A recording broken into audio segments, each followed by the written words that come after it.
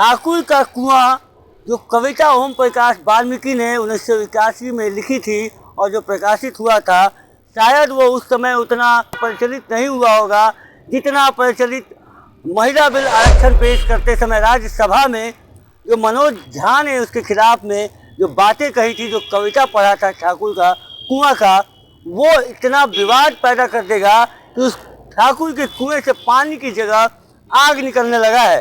जी हाँ, राजद के मनोज झा राज्यसभा सांसद हैं और उन्हीं के पार्टी के जो नेता हैं चेतन आनंद, लवली आनंद और आनंद मोहन जो हैं वो अभी जेल से छूट के आए हैं। बातें इतनी बढ़ गई कि ठाकुर समाज यानी राजपूत को जो है उसे अपने ऊपर ले लिया और चेतन आनंद ने तो यहाँ तक कह दिया कि ये दोगलापन है। वहीं आनंद मोहन ने कह दिया कि मैं होता तो जीभ खींच लेता। भाजपा के नेता नीरज सिंह बबलू ने कहा कि मैं होता, मेरे सामने बोल रहे होते तो मैं मुंह तोड़ देता। लेकिन बात समझिए, ठाकुर पे ये पहली कविता तो ये मनोज झा ने जो लिखा है वो किसी का कविता बोला हुआ है और बोलते समय जब ये कविता पढ़ रहे थे तो उन्होंने साफ साफ कहा था कि कोई जाति से नहीं है, कोई जाति का मामला नहीं है। वो अंदर की ठाकुर की बात कर रहे थे, जो सामंतवादी के अंदर जो आपके अंदर है उसकी बात हो रही थी कि आप अपने अंदर की ठाकुर को मारिए, जो आप दूसरे पे दमन करना, शोषण करने की सोच रखने वाला वो इंसान, वो चाहे किसी जाति का हो, उस पर वो बात है। ओम प्रकाश वाल्मीकि एक दलित साहित्यकार थे, कवि थे और उन्होंने हमेशा दलित के ऊपर जो है जो भी उन्होंने लिखा है वो एक जूठन अपनी एक बायोग्राफी भी लिखी थी और जिसमें दलित उत्पीड़न के जो मामले, अत्याचार के मामले में ऐसे सैकड़ों मामले उन्होंने उसमें लिखा था। तो ये कविता के माध्यम से जो दलितों पे उत्पीड़न होता था उसको लेकर वो अपनी बातें रखते थे, उसी को मनोज झा ने दोहराया था। अब बात ये आती है कि मनोज झा के बोलने के पहले क्या कोई ऐसी फिल्म, कोई ऐसी चीज़ नहीं बनी? रमेश सिप्पी का फिल्म शोले तो आपको याद ही होगा। ये हाथ मुझे दे दे ठाकुर, ये किसे याद नहीं है? ये हाथ मुझे दे दे ठाकुर अगर आज अमजद खान ने, गब्बर सिंह ने अगर आज फिल्माया होता, आज के समय में जिस तरीके की राजनीति चल रही है, तो शायद अमजद खान का हाथ सच में काट लिया जाता ठाकुर के हाथ काटने के एवज में। ये माहौल अभी बन रहा है।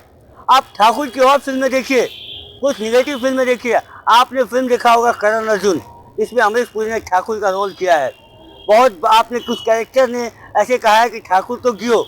तो अब ऐसे जो राकेश रोशन है, ऐसे ऐसे डायलॉग उसमें रखे हुए हैं, ठाकुर तो गियो। अगर आज वो फिल्म बन जाता ठाकुर नाम से तो क्या हाल होता राकेश रोशन का, जो सर पे बचा कुचा बाल तो है नहीं, वो भी नोच लिया जाता। तो ये बात जो है, और भी अमिताभ बच्चन के साथ एक अमरीश पुरी की फिल्म आई थी जिसमें भीमा का कैरेक्टर निभाया था अमिताभ बच्चन ने, और ठाकुर का कैरेक्टर जो आज का अर्जुन इस फिल्म का नाम था, तो उसमें भी ठाकुर का जो है रोल है। और ठाकुर क्या करता है कि सब जगह से अनाज मंगवाता है, अब सारे लोग खेती करते हैं, किसान मजदूर, और उनसे वो उगाही करता है। तो ऐसे जो है ठाकुर नाम पे ऐसे बहुत फिल्म बना है। तो अगर वो कविता को पढ़ा गया संसद में, जो अंदर की ठाकुर की बात की जा रही है, न किसी जाति न किसी समूह से ये बात है, तो ये बात राजपूत ने अपने ऊपर क्यों ली? वैसे भी अगर टाइटल ठाकुर देखा जाए तो ठाकुर हमारे यहाँ जो बाल काटते हैं, जो दाढ़ी बनाते हैं, उनको भी ठाकुर कहा जाता है बिहार में। और बिहार में ठाकुर कुछ यादव समाज के लोग लगाते हैं, कुछ भूमियार समाज के लोग लगाते हैं, तो ऐसे राजपूत भी लगाते हैं। तो सिर्फ एक जाति विशेष के लिए तो ये कहा नहीं गया। अब इसमें करनी सेना भी इसमें उतर आई है और करनी सेना भी इसे अब अपने सम्मान पे बात ले रही है। तो ये सारी चीज़ें जो है अब ये राजनीति का मुद्दा बन गया है। 1981 में जब ओम प्रकाश वाल्मीकि ने जब ये लिखा होगा तो शायद ये सोचा भी नहीं होगा कि जो ठाकुर का कुआं है, जो ये आग भी उगलने लगेगा पानी की जगह। उन्होंने तो पानी का ही जिक्र किया था, लेकिन अब ये कुआं आग उगल रहा है। अब इससे पानी नहीं, राजनीतिक आग की लपटें जो हैं वो निकल रही हैं और इस लपेटे में अभी मनोज झा फंसते नजर आ रहे हैं। वही राजद ने तो साफ साफ यह कह दिया है कि मनोज झा का जो बयान है मुझके साथ है, और उन्होंने अपने सोशल मीडिया से यानी अपने फेसबुक से इसको साझा भी किया है, यह कहते हुए कि बहुत अच्छी बात कही है मनोज झा ने। और मनोज झा ऐसे भी प्रोफेसर हैं और जब भी वो बात करते हैं तो कुछ उसका मतलब होता है। तो ये ठाकुर वाला जो मामला है, कहीं न कहीं राजनीति के तहत ये भुनाया जा रहा है, क्योंकि आप देखेंगे बीते दिनों राजपूतों को लेकर सारी पार्टियां जो हैं अपने पक्ष में उनका वोट किया जाए, ये बिहार में ये चल रहा था, ये ऐसी बातें, और सब पार्टी जो राजपूत नेता हैं उनको बुला बुला कर सम्मान कर रहे थे।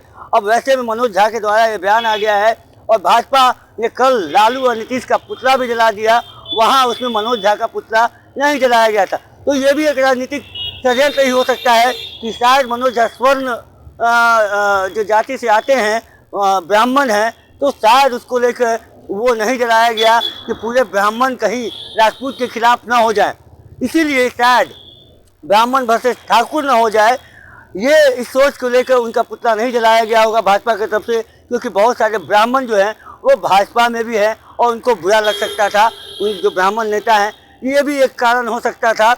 और यहाँ पे सिर्फ लालू और नीतीश का पुतला जलाया गया क्योंकि वो उनके पार्टी के हैं।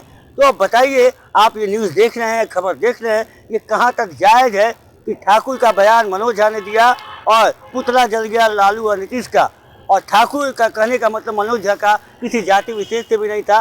भाजपा ने इसको हाथों हाथ लिया क्योंकि राजद के ही विधायक चेतन आनंद और उनके पिता आनंद मोहन जो अभी रिहाई पे है, अभी रिहा हुए हैं, जो चूँकि राजद और जदयू की सरकार ने कुछ कानून में संशोधन किया जिसके वजह से वो जेल से निकल पाए, उसके बावजूद भी ये राजनीति जो है वो आनंद मोहन और उनके बेटे कर रहे हैं कि ये राजपूतों पे बोला गया है, शायद ये उनका अपना एजेंडा होगा राजपूत वोटों को बटोरने के लिए, ये भी एक बात है। लेकिन तेजस्वी यादव ने साफ ये उनके पार्टी का एजेंडा है और तेजस्वी यादव ने भी अभी तो कोई ऐसी बात मनोज झा के लिए कुछ नहीं कही है।